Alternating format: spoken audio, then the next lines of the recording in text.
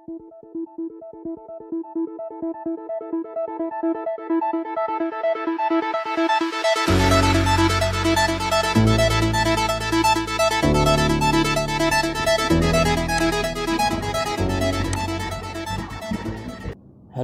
bertemu lagi dengan saya Pak Yoga Wicaksana dalam pembelajaran matematika online. Baik, pada kesempatan kali ini saya akan menjelaskan sedikit konsep tentang titik stasioner dan fungsi naik turun. Ini materi berhubungan dengan turunan fungsi trigonometri, ada di matematika peminatan kelas 12. Nah, kalau kita bicara tentang titik stasioner dan fungsi naik turun, maka kita tidak akan lepas dari yang namanya grafik. Nah, ini seperti contohnya grafik fungsi kosinus. Oke, kita mulai dari titik stasioner. Kita ambil salah satu fungsi, y sama dengan 2 cos 3x kurangi 1. Ini gambarnya seperti yang tadi. Nah, apa sih titik stasioner? Saya ulas kembali. Titik stasioner itu namanya titik diam. Apa itu titik diam?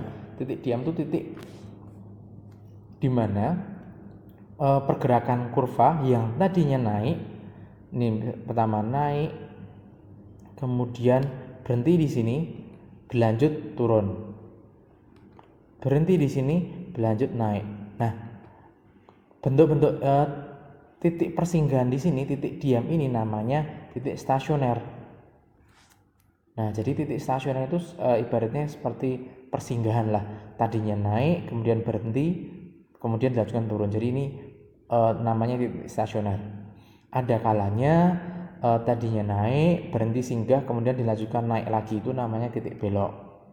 Nah, kemudian syarat untuk menemukan titik stasioner itu sendiri tidak lain adalah kita gunakan bantuan turunan fungsi. Turunan pertama itu sama dengan 0. Nah, karena berhubung di sini fungsinya bentuk trigonometri, maka kita gunakan konsep turunan fungsi trigonometri. Lalu kita coba terapkan di sini. Misalkan tadi yang fungsi yang kita ambil adalah y sama dengan 2 cos 3x kurangi 1. Y ini kita bisa ubah menjadi fx sama dengan 2 cos 3x minus 1. Kemudian kita turunkan sekali. Yaitu 2 cos 3x turun jadi min 6 sin 3x. Kemudian min 1 turun hilang. Kemudian ingat syarat untuk mencari titik stasioner itu kita gunakan f aksen sama dengan 0. Maka min 6 sin 3x itu kita sama dengan kan 0, sehingga kita bisa peroleh 0 itu sama dengan sin 3x. Nah, di sini kan menjadi persamaan trigonometri kan, sin 3x itu sama dengan 0. Berarti kita bisa ambil di sini 0 itu ya sin 0 itu sendiri, sehingga kita bisa tuliskan sin 0 derajat itu sama dengan sin 3x. Ingat persamaan trigonometri ketika bentuknya sin. Sin alfa sama dengan sin x, maka alfanya seperti apa? Nah, di sini karena sin 3x itu sama dengan sin 0 derajat, kita bisa punya dua macam bentuk. Bentuk yang pertama adalah 3x itu sama dengan alfa atau yang 0 derajat ini, tambahkan k kali 360. Biar di sini x-nya tunggal dibagi sama 3. Jadinya x sama dengan 0 plus k kali 120.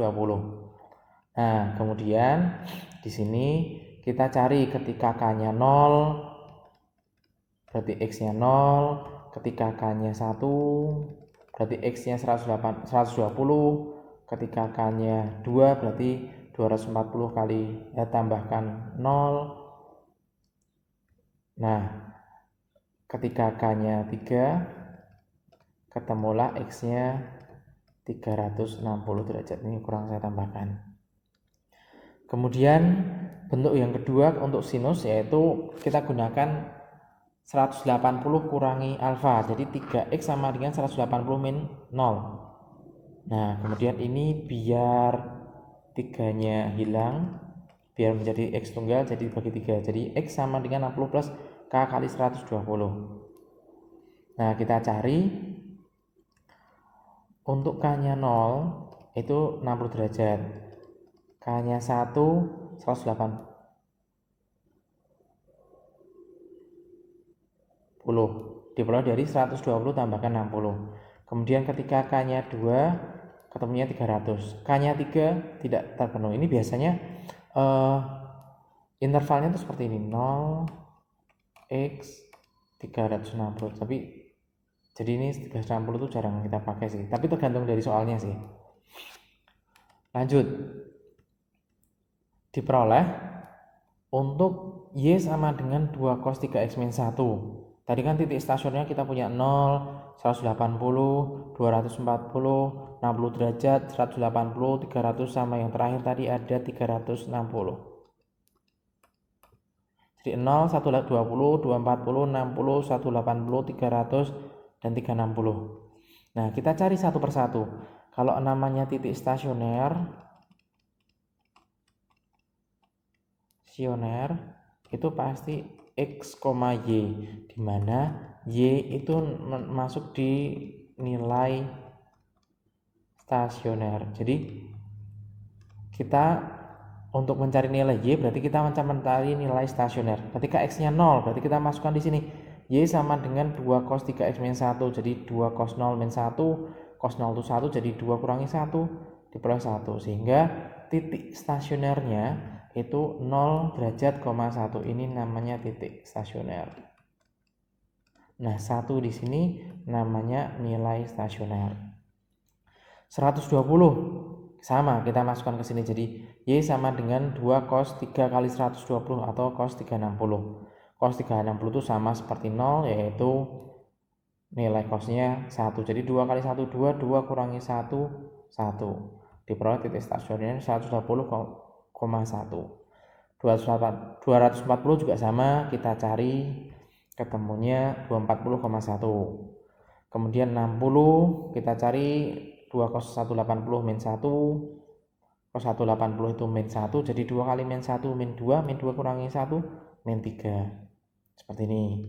Dan berikutnya juga sama, kita cari satu persatu sehingga kita dapatkan namanya di sini titik stasioner. Ingat, titik stasioner itu X, Y. Berarti setelah kita dapatkan X-nya, kita harus cari Y-nya. Seperti itu. Nah, kalau tadi yang X-nya 360 ya, berarti Y sama dengan 2 kali cos 360 kali 3, kemudian dikurangi 1, nanti akan menghasilkan titik stasioner sendiri, X, Y. Seperti itu. Nah, kalau kita coba terapkan dengan garis, ini saya menggambar garis menggunakan grafik menggunakan bantuan GeoGebra. Sehingga apabila kita terapkan di gambar semula, diperoleh titik-titik stasionernya itu menduduki titik diam. Tadi ini kan titik diam. Nah, titik diam ini 0,1. Padahal kita kan tadi temukan titik stasioner itu 0 derajat, 1. Ini juga sama titik diam, yaitu 60 derajat, min 3, dan seterusnya. Jadi titik stasioner itu merupakan titik diam. Nah, nyarinya dengan cara apa? Dengan cara turunkan sekali, kemudian disamakan dengan kanan. Nanti tadi ini kan 2 pi itu 360, jadi 360 derajat, 1. Seperti itu. Nah, tadi ada satu kondisi khusus ketika tadinya naik ketemu stasioner, kemudian naik lagi, itu namanya titik belok. Jadi itu tadi ya, untuk mencari titik stasioner berarti kita gunakan turun pertama sama dengan 0. Karena kita membahas tentang fungsi trigonometri, maka turunan pertama sama dengan 0 akan memperoleh bentuk persamaan trigonometri. Nah, ingat, kalau sin itu ada 2 macam, cos itu ada 2 macam, kalau tangan ada 1 macam. Nah, kita masuk ke fungsi naik dan turun. Fungsi naik dan turun itu istilahnya kayak kita pengantar sebelum masuk ke kecekungan. Kecekungan suatu kurva itu dimiliki untuk fungsi-fungsi trigonometri. Nah, tapi kita bahas terlebih dahulu untuk fungsi naik dan fungsi turun. Titik stasioner menduduki titik diam yang tadi kata-katanya. Nah, titik stasioner itu nanti akan menjadi patokan dalam menemukan fungsi naik dan fungsi turun. Jadi sama tetapan, kita akan selalu menggunakan titik stasionernya untuk menentukan interval fungsi naik dan fungsi turun. Seperti gambar yang tadi, Y sama dengan 2 cos 3x min 1. Nah, gambar ini yang namanya fungsi naik ya ini yang saya beri panah merah ini. Jadi dari bawah ke atas, bawah ke atas, bawah ke atas, itu namanya fungsi naik. pas berhenti di stasioner. Pas berhenti di stasioner ini berawal dari stasioner naik sampai stasioner lagi. Ini juga sama, dari bawahnya stasioner naik ke atas lagi, ini namanya fungsi naik. Sedangkan fungsi turun itu berarti yang ini, yang stasioner kemudian turun ke stasioner berikutnya yang lebih rendah. Ini namanya fungsi naik yang merah, fungsi turun itu yang biru. Perolehannya itu konsepnya sama persis dengan turunan fungsi aljabar. Jadi syarat fungsi naik atau fungsi turun yaitu kita gunakan f aksen x turunan pertama. Ketika nilainya lebih dari 0 itu maka menjadi fungsi naik. Dan sedangkan ketika nilainya kurang dari 0 maka akan mendapatkan fungsi turun.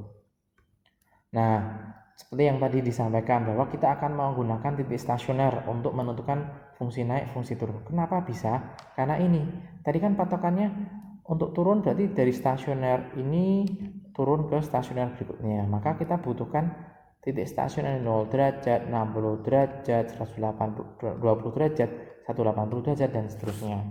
Kalau ini kan sudah diberikan dari gambar, jadi kelihatan jelas. Maksudnya, oh turunnya tuh dari 0 sampai 60, atau 120 sampai 180, atau 240 sampai 300, dan seterusnya.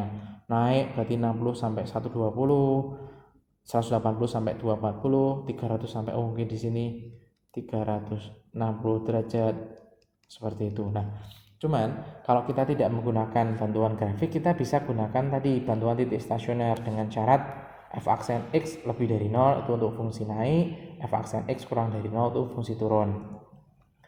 Misalkan tentukan interval fungsi naik dan fungsi turun untuk x-nya itu antara 0 sampai dengan 360. Kita coba awali dengan fungsi naik dulu. Fungsi naik itu f aksen x lebih dari 0. Maka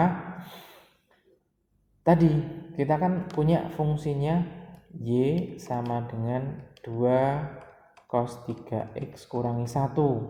Kita turunkan jadinya min 6 sin 3x lebih dari 0. Nah, cuman di sini kan masih ada min negatifnya, maka kita bagi dengan min 6. Diperolehlah sin 3x 0 bagi min 6 tetap sama. Cuman di sini tanda ketidaksamaan ketika ketemu sama negatif akan dibalik. Nah, ini dibagi sama min berarti dibalik, jadi sin 3x kurang dari 0. Nah, tadi kan kita dapatkan titik stasionernya ada berbagai macam. 0, 120, 240, 60, 180, 300, 360 nggak ikut karena tadi ininya nggak sama dengan. Kemudian dari titik-titik stasioner ini kita akan mencoba membuatkan garis bilangan. Nah, tadi kan kita ketemu 0, 60, dan seterusnya. Kita buatkan garis bilangan. 0, 60, 120, 180, 240, 300. Mungkin di sini kalau kita pakai bulatan penuh berarti kita bisa tuliskan 360. Kemudian konsep garis bilangan. Konsep garis bilangan berarti kita harus cari mana yang plus dan mana yang min. Caranya bagaimana? Cek. Karena di sini 0 kepake, saya coba pakai 30 derajat ya. 30 derajat berarti sin 3 kali 30 berarti sin 90 ketemunya 1. Nah, 1 ini positif kan, berarti ini plus, ini min, ini plus, ini min, ini plus, ini min. Sehingga kalau tadi syarat untuk fungsi naik itu f aksen x lebih dari 0.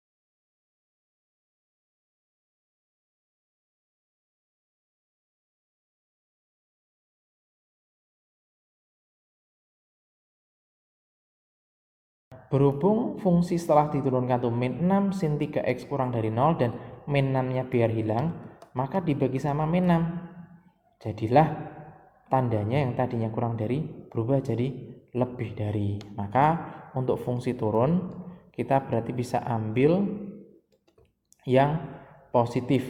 Karena lebih dari 0 berarti yang positif nih. Berarti yang ini, yang ungu.